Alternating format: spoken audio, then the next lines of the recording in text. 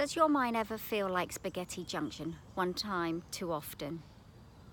What on earth is meant by spaghetti junction, you're probably thinking, right?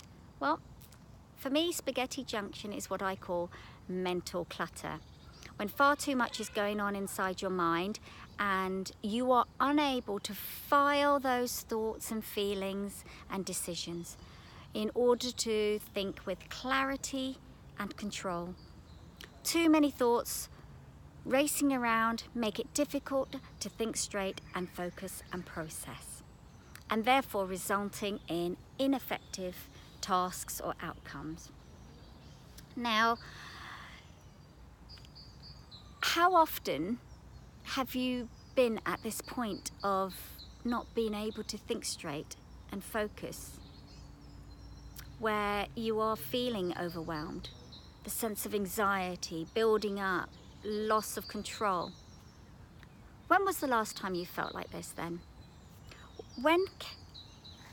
Well, I can probably say pretty recently, right? Now, mind cluttered, or a cluttered mind, is really disrupting, and it hinders our productivity, balance, and even our mental health.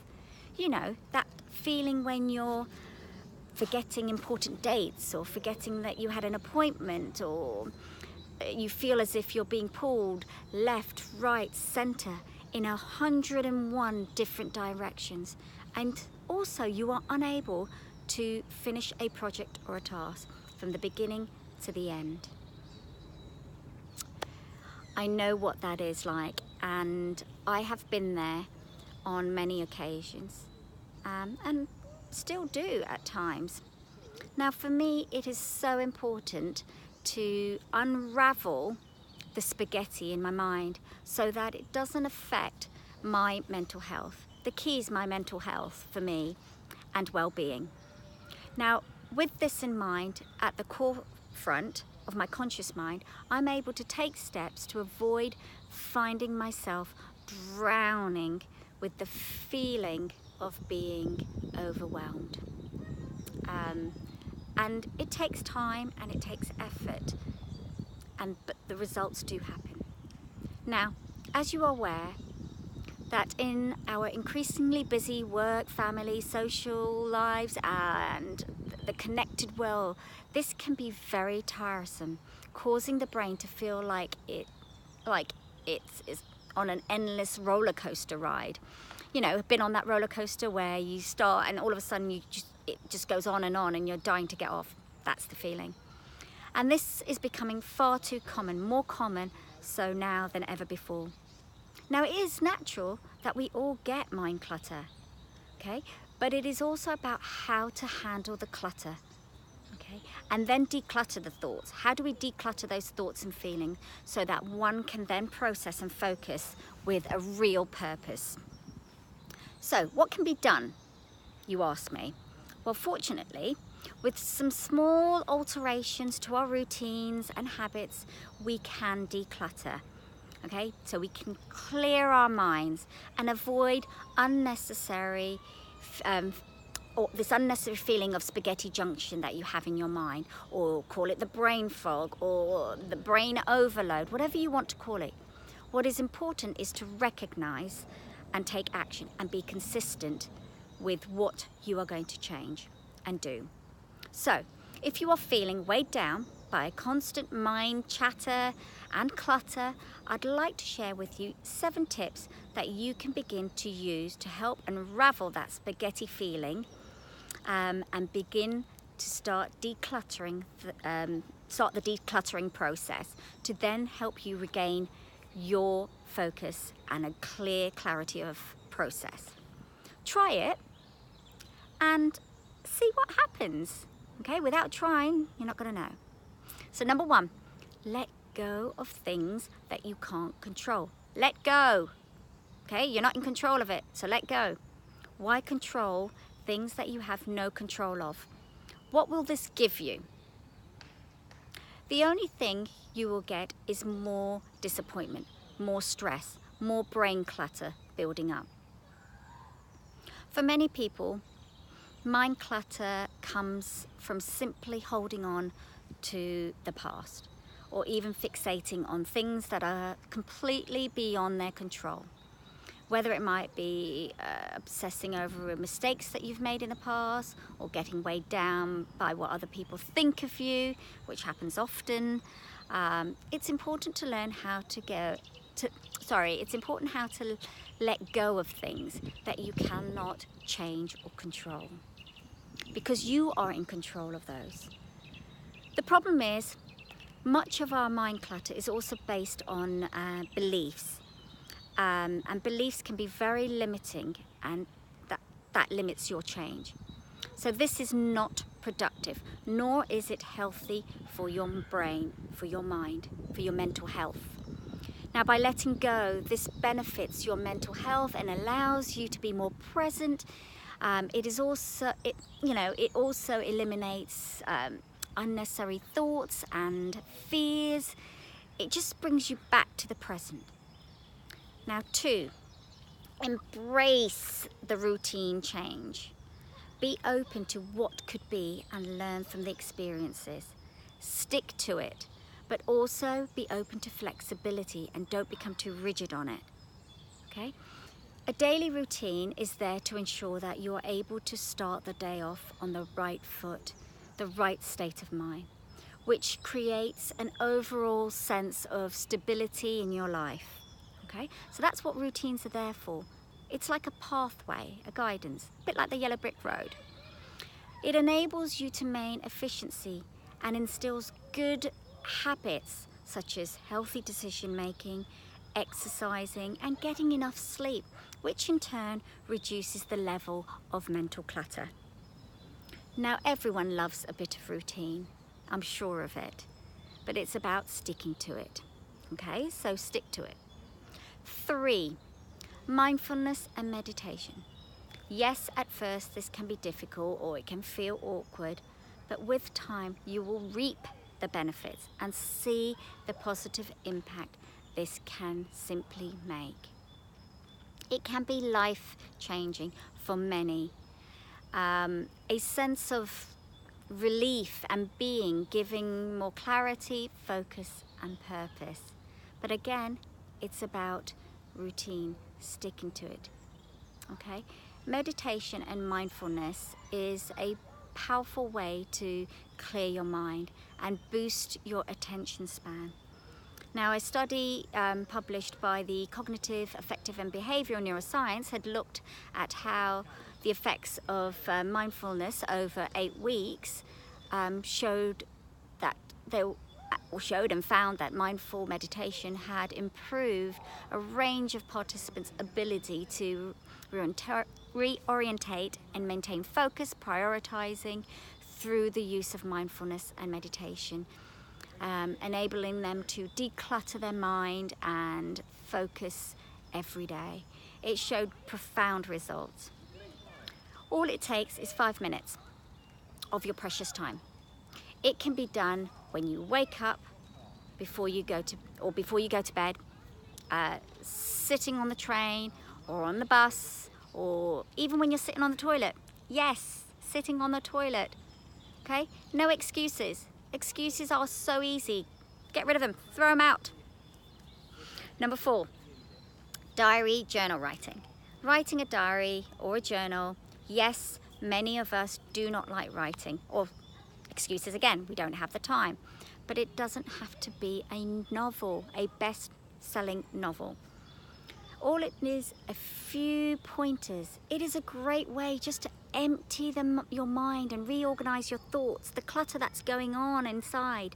Okay? Research shows that expressive writing can minimize intrusive thoughts and negative events and improve your working memory. And in return, this frees up the mind and even allows you to manage your own anxiety and stress better. So keeping a diary or journal, whatever you want to call it, is a great process to help you manage your mind clutter. Okay? It also gives you space to analyze and clarify your thoughts. You can go back to them and you can look at what you've written. It's amazing. Another writing list. So writing a list, number 5. keep a notepad with you. Tiny little notepad. Yes, I know sometimes it can feel like we have never-ending or never-ending endless tasks to complete on a daily basis. And the list gets longer and longer and longer and longer. By writing a list, you can avoid overwhelm. And by listing your daily tasks and importantly prioritizing them according to timeless and importance, this is the key. I personally try not to write more than 5 things on a list. But if you do have one of these endless lists or anything like that, start to highlight the top 3 to 5. So you're really visualized and focused on just completing those tasks, because those ones become more visually important. Not got a notepad? Go and get one. Or, whilst there are many number of online tools that you can make use of for your daily list, one of the most effective ways is just using a pen and paper. Okay? If you want to make it a list on your phone, by all means go ahead, but then go write it down on a piece of paper. The reason why is because this way our brain processes abstract information much more effectively when we read it on paper. So grab your pen and pad and write down the most important tasks of the day to map out how you will fit these around, for example, your school runs, your business meetings or your business calls, or your mother meetings or your daddy meetings, or even your lunch breaks, etc. Okay? Number 6, digital detox. Okay, this is also key. Digital detox is important. We need to learn to take time out from the digital world. I'm not doing very well here, I'm kind of using digital, but this is what we need to do. We are more connected now than ever before. Whilst this does lead to some great benefits for our work and social lives, most of the time the constant technology that is either rubbed into our faces or that we cannot stop ourselves from using, I would say, such as notifications that we receive from social media, messaging, apps, emails, all of this are more draining on our brain, causing more mental clutter. In fact, this is a real spaghetti junction. So why has the mobile have to be an extension of our arm? It doesn't have to be. The answer is simple, okay? It is a choice. Don't have it as an extension of your arm.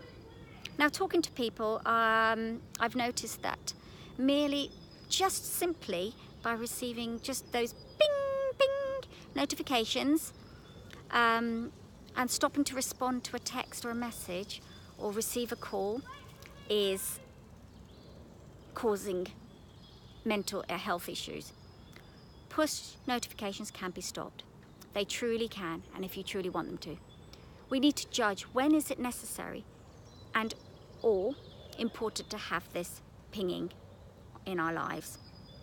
So by limiting the amount of this notification that you receive on your mobile, on your desktop, your brain will begin to feel better. You will gain better concentration.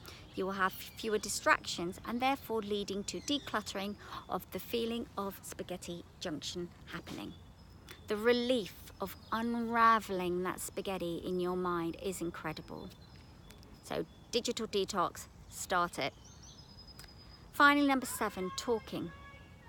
Find someone close and willing, okay, where you can offload some of the things going on in your brain to help clear that and clarify those thoughts and feelings of clutter.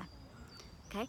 However, please remember, this is not a moaning talk, but the time to gather what is cluttering your inside, and with the help of someone, it's to help you build that clarity. So they're helping you in that process, and perhaps they'll help you write your list. Okay. Any type of mental clutter can slow you down, just remember that, and harm your mental health. And this is important to recognize. Be alert to this and understand it.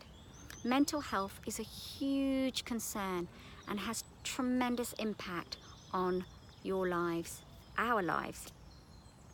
So by doing these simple tips and steps, by clearing your mind and decluttering, you can welcome all the possibilities of productivity and, the most importantly, the relief of calmness in your daily life.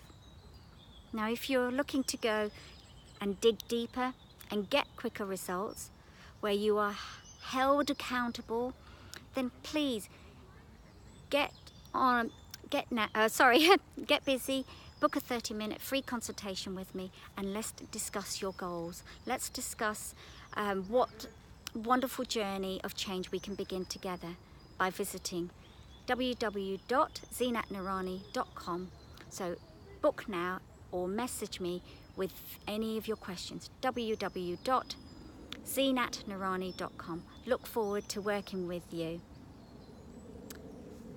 But also, before I go, please share what are some of the ways that you declutter your mind. Tell me in the comments below. It'll be great to hear. Okay? Good luck with the 7 tips, and do let me know which one or ones work best for you. Okay? Look forward to hearing from you.